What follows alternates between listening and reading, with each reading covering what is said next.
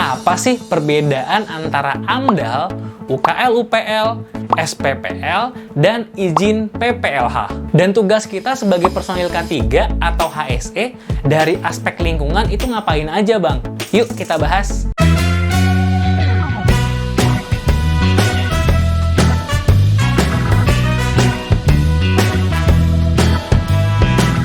Video ini saya buat untuk menjawab pertanyaan dari rekan-rekan yang masih awam dengan regulasi-regulasi lingkungan dan masih belum paham terkait peran kita sebagai personil HSE itu ngapain aja, terutama dalam aspek lingkungan. Apa yang dimaksud dengan AMDAL, UKL-UPL, SPPL, dan izin PPLH? Mungkin waktu kuliah dulu teman-teman nih udah mempelajari hal tersebut. Namun seringkali bingung sama pengaplikasiannya di lapangan seperti apa. Nah, untuk memahami hal tersebut, pertama-tama kita harus paham dulu bahwa ada dua jenis perizinan lingkungan, yaitu satu, izin lingkungan, yang kedua, izin perlindungan dan pengelolaan lingkungan hidup, atau yang disebut dengan PPLH. Apa sih perbedaannya? Yuk kita bahas. Jadi teman-teman, sebelum suatu perusahaan bisa dapat yang namanya izin usaha dari pemerintah, perusahaan tersebut harus punya dulu yang namanya izin lingkungan. Artinya, kalau nggak ada izin lingkungan, maka otomatis izin usahanya nggak bisa keluar juga. Artinya perusahaan tersebut nggak bisa berjalan, karena nggak ada izinnya. Izin lingkungan memiliki persyaratan yang disesuaikan dengan kegiatan atau jenis usaha perusahaan tersebut. Apakah perusahaan tersebut memiliki dampak penting terhadap lingkungan atau tidak, yang nantinya akan menentukan persyaratan dokumen lingkungan apa yang harus dibuat. Nah, dokumen lingkungan ini dibagi menjadi tiga, teman-teman. Satu, AMDAL, yaitu biasa disebut dengan analisis mengenai dampak lingkungan, yaitu adalah dokumen lingkungan yang diwajibkan untuk kegiatan yang memiliki dampak penting terhadap lingkungan hidup. Jenis usaha apa aja contohnya, Bang, yang perlu yang namanya AMDAL? Contohnya seperti kawasan industri, atau misalnya bangunan gedung dengan skala luas lahan di atas 5 hektar, atau luas bangunan di atas 10.000 meter persegi, dan lain-lain. Untuk lebih detailnya, teman-teman bisa baca dengan seksama di Permen nomor 5 tahun 2012 terkait jenis usaha apa aja yang wajib AMDAL. Jadi teman-teman silakan cek di dalam peraturan tersebut, apakah perusahaan kalian termasuk wajib AMDAL atau tidak. Yang kedua, ada yang namanya dokumen lingkungan UKL-UPL atau kepanjangan dari upaya pengelolaan lingkungan hidup dan upaya pemantauan lingkungan hidup. Dokumen ini diwajibkan untuk kegiatan yang tidak berdampak penting terhadap lingkungan hidup. Contohnya jenis usaha apa aja nih, Bang, yang perlu UKL-UPL? Hal ini diatur sesuai dengan keputusan gubernur, bupati, atau wali kota, sesuai dengan kewenangannya, sesuai dengan daerah tempat kerja kalian berada. Contohnya seperti ini, jika kita mengacu kepada keputusan Gubernur DKI Jakarta nomor 189 tahun 2002. Contohnya adalah usaha yang wajib UKL-UPL yaitu hotel. Jika memiliki kamar lebih dari 40, maka wajib UKL-UPL. Atau misalnya usaha restoran yang memiliki lebih dari 100 kursi. Nah, itu juga wajib untuk dibuat UKL-UPL. Untuk lebih detailnya kalian bisa ngelihat sesuai dengan peraturan yang ada di tempat kalian masing-masing. Saya sudah lampirkan file-file yang berkaitan dengan peraturan lingkungan hidup di deskripsi. Silakan teman-teman kalau ada yang mau di-download sebagai bahan referensi, bisa langsung download di link yang sudah saya sediakan. Yang ketiga, yaitu adalah dokumen SPPL atau kepanjangan dari Surat Pernyataan Pengelolaan dan Pemantauan Lingkungan Hidup. Dokumen ini ditunjukkan untuk kegiatan yang tidak wajib AMDAL dan tidak wajib UKL-UPL, yang dimana ini biasanya untuk usaha mikro atau usaha kecil.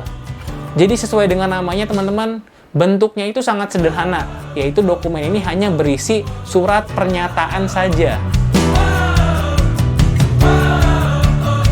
Lalu setelah kita tahu perusahaan kita termasuk wajib dokumen lingkungan yang mana nih? Pertanyaan berikutnya adalah bagaimana cara menyusun dokumen tersebut. Nah, kalian bisa lihat ke Permen nomor 16 tahun 2012 terkait dengan pedoman penyusunan dokumen lingkungan hidup. Di situ udah ada panduan yang jelas teman-teman terkait dengan tahapan dan contoh format dokumennya. Kemudian setelah izin lingkungan berhasil didapatkan, maka perusahaan wajib untuk mengurus dan mendapatkan izin PPLH atau izin perlindungan pengelolaan lingkungan hidup. Sesuai dengan jenis-jenis PPLH yang udah diidentifikasi dan disebutkan di dalam elemen dokumen AMDAL atau UKL-UPL yang udah dibuat sebelumnya. Izin PPLH itu apa aja sih, Bang? Izin perlindungan dan pengelolaan lingkungan hidup atau PPLH itu diterbitkan sebagai persyaratan izin lingkungan dalam rangka perlindungan dan pengelolaan lingkungan hidup. Izin ini diterbitkan pada tahap operasional. Kalian bisa lihat izin-izin PPLH apa aja yang wajib diurus oleh perusahaan kalian di dalam dokumen AMDAL atau dokumen UKL-UPL yang udah dibuat perusahaan kalian sebelumnya. Izin PPLH diantaranya adalah sebagai berikut. Izin pembuangan air limbah ke sungai, izin tempat penampungan sementara limbah B3, izin pengumpulan limbah B3, izin pemanfaatan limbah B3, atau izin menimbun limbah B3, dan lain-lain. Saya udah lampirkan matriks jenis-jenis izin PPLH dan dokumennya buat referensi kalian di tempat kerja. Nah, jadi itu dia penjelasan untuk menjawab pertanyaan terkait dengan perizinan lingkungan hidup. Apa aja perbedaan antara AMDAL, lalu UKL-UPL, SPPL, dan izin PPLH. Sekarang kita masuk ke pertanyaan yang kedua. Satu, kita sebagai seorang HSE itu bertugas untuk memastikan apakah perusahaan kita udah memiliki yang namanya izin lingkungan dan izin PPLH yang diwajibkan oleh pemerintah. Bagaimana caranya, Bang? Kalau perusahaan kalian berada di kawasan industri, kalian bisa minta dokumen AMDAL yang udah dibuat ke pengelola kawasan tersebut. Biasanya pengelola kawasan tersebut memiliki tuh yang namanya dokumen AMDAL. Lalu bagaimana jika perusahaan kalian belum memiliki izin lingkungan? Apa yang perlu kalian lakukan? Pastinya tugas kita adalah memperoleh izin lingkungan tersebut dengan membuat dokumen lingkungan sesuai dengan jenis usaha perusahaan kalian yang tadi udah kita bahas ya. Untuk membuat dokumen lingkungan ini tidak mudah, teman-teman. Kita perlu kompetensi khusus. Oleh karena itu, perusahaan kita dapat menyewa konsultan dari luar untuk membantu proses pembuatan izin-izin lingkungan yang udah kita bahas sebelumnya. Tugas yang kedua, kita sebagai seorang HSE bertugas untuk selalu melakukan upaya pengelolaan dan pemantauan lingkungan hidup sesuai dengan apa yang udah tertulis di dalam AMDAL atau UKL-UPL. Contohnya, kalau kalian bekerja di perusahaan industri pembuatan semen, maka salah satu dampak yang akan ditimbulkan adalah peningkatan jumlah debu. Maka kita wajib melakukan upaya-upaya yang sudah dituangkan di dalam AMDAL atau UKL-UPL untuk mengelola dan memantau debu tadi yang ada di dalam industri kita, industri semen. Contohnya, upaya pengelolaan, melakukan penyiraman secara berkala untuk mengurangi debu, atau kita dapat melakukan penanaman pohon, dan lain-lain. Upaya pemantauan, kita wajib melakukan kegiatan pengambilan sampel terkait dengan kualitas udara. Apakah sudah sesuai dengan peraturan perundangan yang berlaku, atau masih di bawah baku mutu yang sudah ditentukan oleh peraturan perundangan. Kita wajib melakukan upaya-upaya tersebut. Tugas kita yang ketiga, yaitu adalah kita wajib untuk rutin melaporkan kegiatan pengelolaan dan pemantauan lingkungan hidup ke Dinas Lingkungan Hidup sesuai dengan peraturan perundangan. Tugas kita yang keempat, yaitu adalah melakukan kampanye dan pelatihan terkait dengan pengelolaan lingkungan kepada para pekerja dan juga kepada manajemen.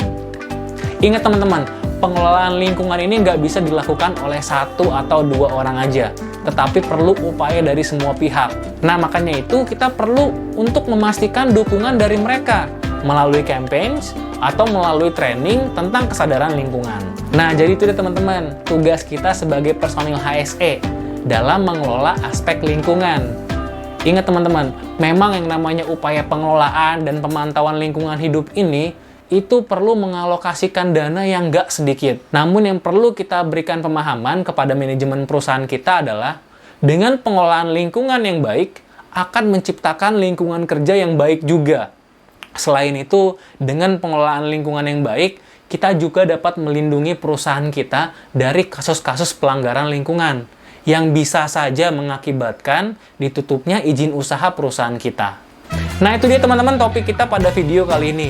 Semoga video ini bisa bermanfaat dan bisa menambah wawasan untuk kita semua. Jika ada yang ingin ditanyakan atau mau memberikan masukan atau saran, bisa melalui komentar. Dan jangan lupa untuk di-like dan di-subscribe channel ini agar bisa semakin berkembang. Dan jangan lupa untuk di-share ke teman-teman yang lainnya agar makin banyak personil K3 yang berkualitas. See you next time!